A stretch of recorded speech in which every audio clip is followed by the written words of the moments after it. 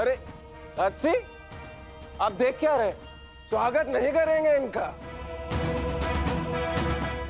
इतना महान कार्य पूर्ण करने के पश्चात आज लौटे हैं। आज तो राजभवन में उत्सव होना चाहिए। पांचाल, काशी, मगध, छेदी सभी महाजनपदों के महान शासकों का अंत करवा डाला सिर्फ धर्म स्थापना के नाम पर। अब क्या बचा पूरे भारतवर्ष में? पूरे भारतवर्ष में सिर्फ दो महान राज्य। पहला द्वारिका, दूसरा हस्तिनापुर। और हस्तिनापुर का महान शासक धर्मराज युधिष्ठिर पहले से ही अपने चारों भाइयों के साथ इनके तलवे चाटता है।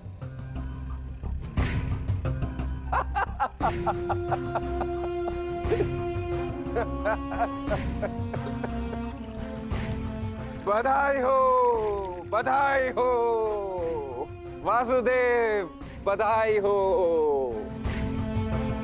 आप अपने उद्देश्य में सफल हुए। जीत गया द्वारिका महाभारत।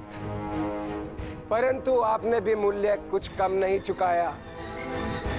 हमारी 7 औक्षणी सेना का अंत करवा दिया। क्या मिला आपको हमारे वीर सैनिकों का अंत करवा कर? क्योंकि आपने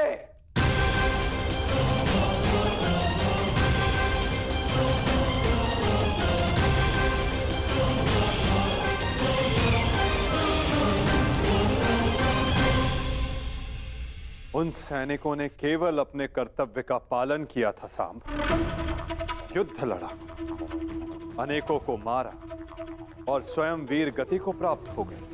उन्होंने तो स्वर्ग की सीढ़ियां पाली सांब। परंतु तुमने अपने साथ क्या किया है पुत्र? तुमने तो स्वयं के जीवन को ही नर्क बना डाला है। तुमने वचन दिया था ना दुर्योधन और लक्ष्मण को कि महाभारत के युद्ध में तुम नारायणी सेना का नेतृत्व करोगे। तो क्यों नहीं बचाया अपनी सेना को? क्यों छोड़ आए अपने मित्र को अकेला युद्ध में? क्यों साथ नहीं दिया अपने मित्र का सांब? केवल अपने प्राण बचाने के लिए? यदि मैं अपने मित्र की सहायता नहीं कर सका तो केवल आपके कारण। आपने रोका था मुझे। मैंने तुम्हें रोका नहीं था सांब, केवल विकल्प दिए थे। विकल्प? विकल्प यार में आपने मुझे भयभीत किया था। भयभीत नहीं किया था सांब, मैंने केवल तुम्हें यदुवंशी के नियम स्मरण करवाए थे कि यदि नारायणी सेना परास्त होती तो उसके साथ नारायणी सेना का सेनापति अपनी उपाधि खो देता है। विकल्प मैंने अर्जुन और दुर्योधन को भी दिए थे। दुर्योधन ने युद्ध करना चुना और अर्जुन ने धर्म स्थापना। और तुमने युद्ध में भाग ना लेना चुना सांब।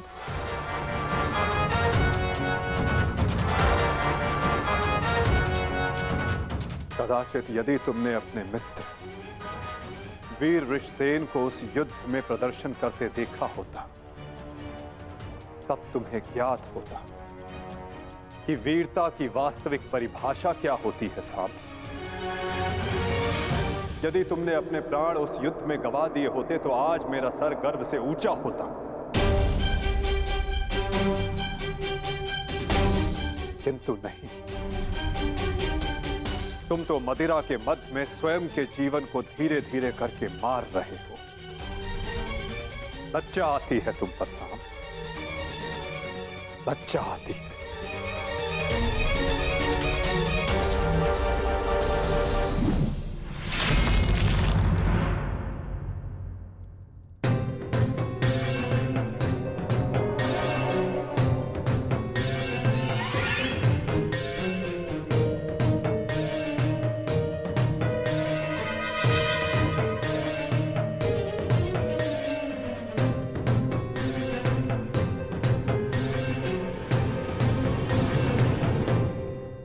प्रणिपात पिताश्री।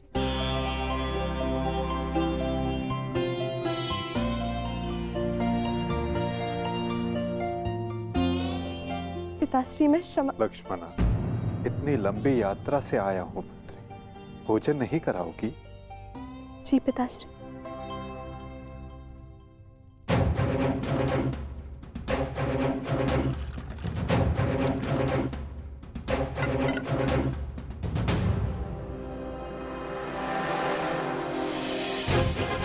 तुमने वचन दिया था ना दुर्योधन और लक्ष्मण को कि महाभारत के युद्ध में तुम नारायणी सेना का नेतृत्व करो।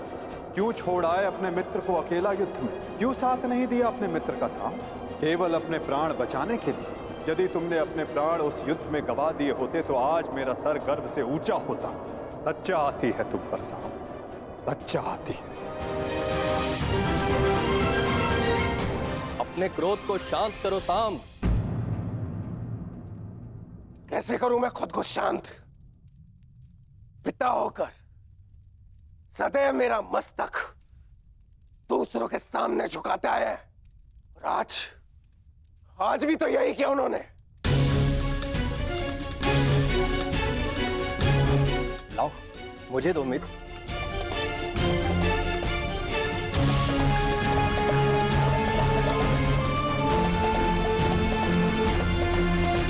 लो पियो।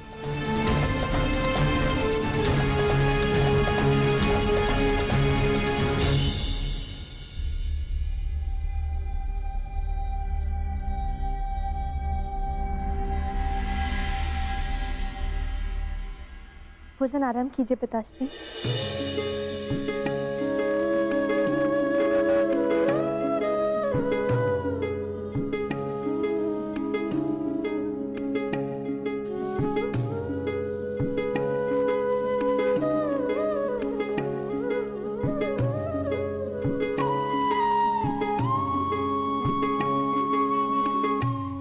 पिताश्री, क्या आप मुझे मेरे पिता के विषय में कुछ बता सकते हैं? युद्ध में क्या हुआ था?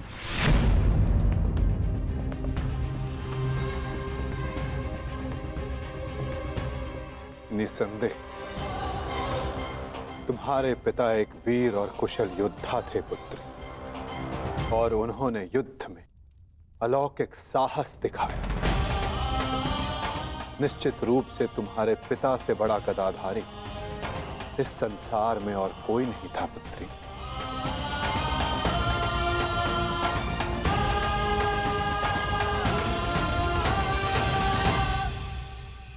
यदि ये सत्य है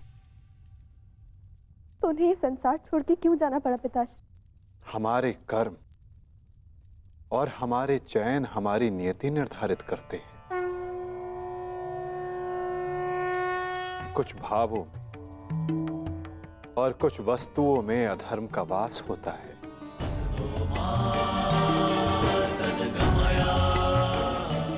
जैसे कि जुआ और मदिरा, ये व्यसन पहले लुभाते हैं और बाद में हमारे ही नाश का कारण बन जाते हैं पुत्री।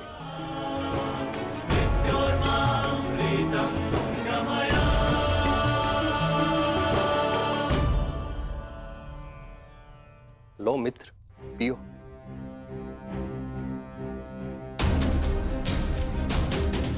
मैं जानता हूं कि तुम बहुत दुखी हो, किंतु चिंता मत करो, तुम्हारे मनोरंजन का प्रबंध कर दिया है मैंने। कैसा मनोरंजन?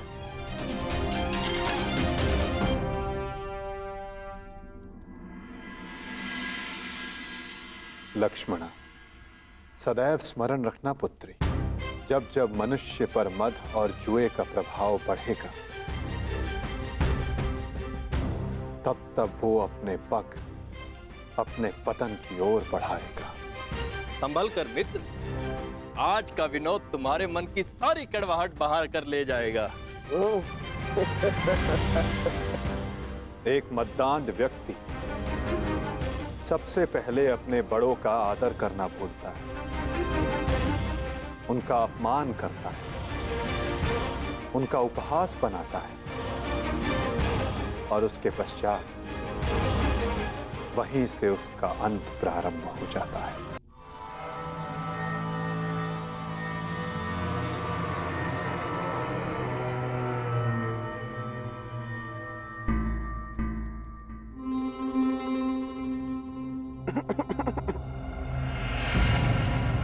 आप हैं महान ऋषि।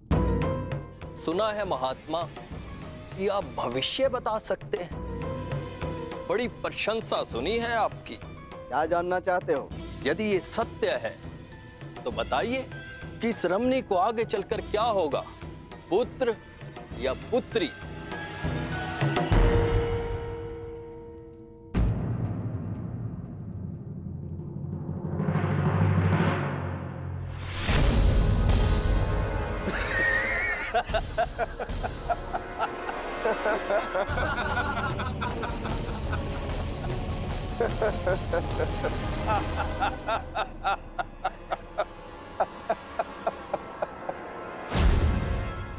और समय बताना मत भूलिएगा महाराज। यदि आपकी भविष्यवाणी सत्य नहीं हुई तो आप अपनी बाकी की तपस्या हमारी बंदी गृह में पूर्ण करेंगे।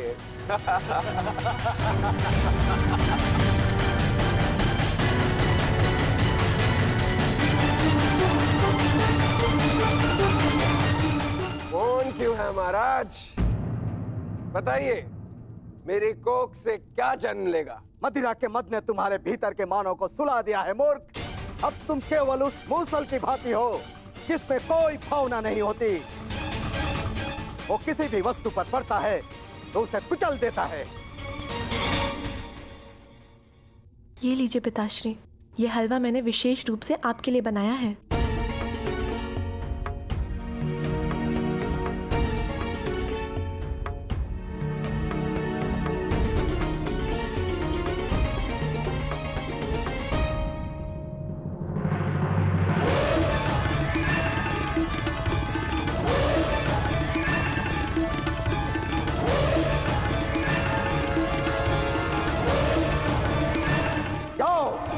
आज से ठीक 1 सप्ताह के पश्चात तुम्हारे पेट से मूसल ही उत्पन्न होगा जो तुम्हारे वंश के विनाश का कारण बनेगा। जिस मदिरा के मद में तुमने मेरा अपमान करना चाहा, वो मदिरा तुम्हारे नाश का कारण बनेगी।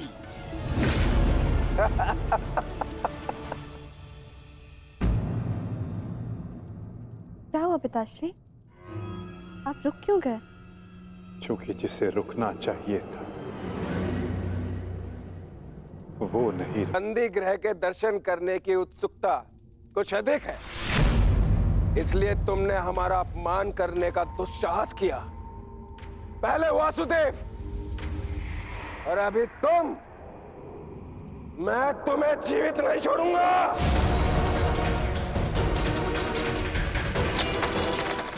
अरे ये क्या कर रहे हो मित्र?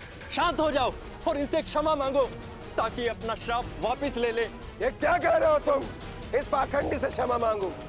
ये एक पाखंडी है। भला कभी किसी पुरुष के कोख से कुछ जन्मते हुए देखा है? ऐसे ढोंगी साधु से डरने की कोई आवश्यकता नहीं।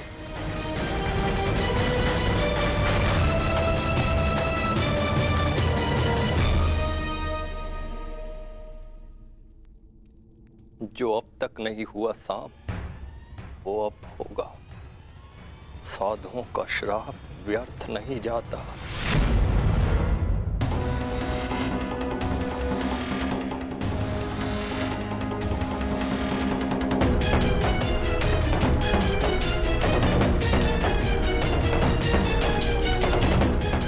मुझे क्षमा करना पुत्री। कदाचित मैं तुम्हें कह सकता सदा सौभाग्यवती भव।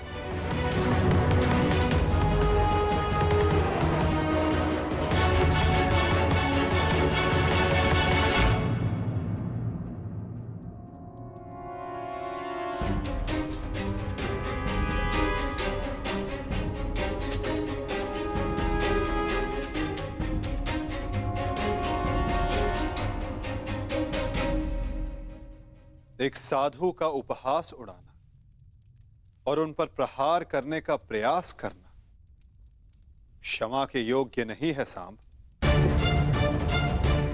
आपने तो सृष्टि के सभी महारथियों और अनेकों सैनिकों का वध करवाया। क्या वो क्षमा के योग्य है?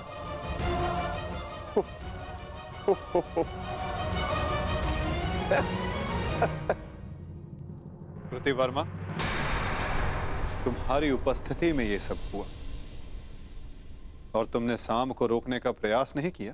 क्षमा चाहता हूं वासुदेव, हम तो केवल विनोद करना चाहते थे। मुझे अनुमान भी नहीं था कि बात इतनी आगे तक बढ़ जाएगी।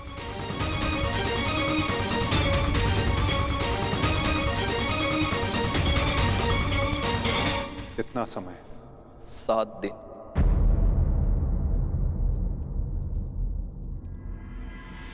सात दिन बाद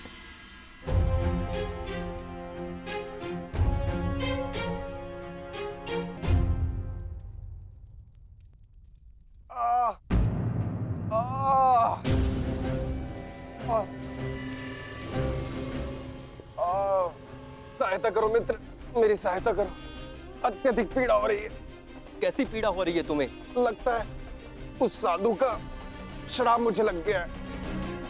आज 7वां दिन है और ये देखो, मेरे पेट में अत्यधिक पीड़ा हो रही है। जाओ, आज से ठीक 1 सप्ताह के पश्चात तुम्हारे पेट से मूसल ही उत्पन्न होगा, जो तुम्हारे वंश के विनाश का कारण बनेगा।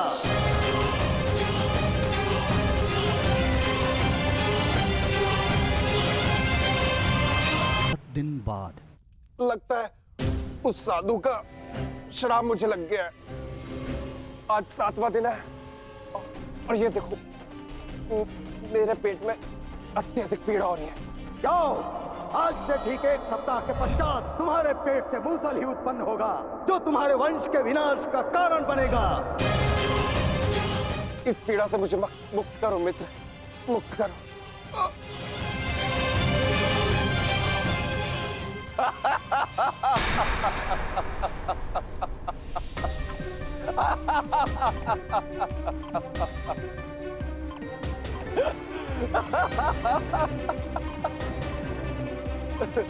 तुम कितने बड़े मूर्ख हो मित्र। कुछ नहीं हुआ मुझे, सही हूं मैं। कहा था ना मैं, वो साधु एकदम पाखंडी है।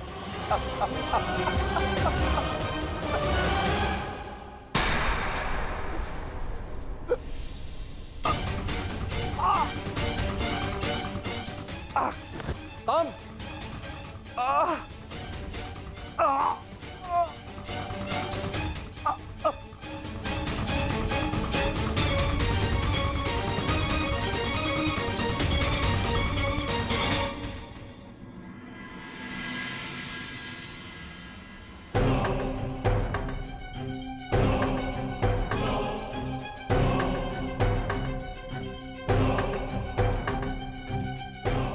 बड़ी विचित्र घटना घटी है वासुदेव। कुमार साम के शल्य चिकित्सा के पश्चात उनके पेट से ये मूसल निकला है।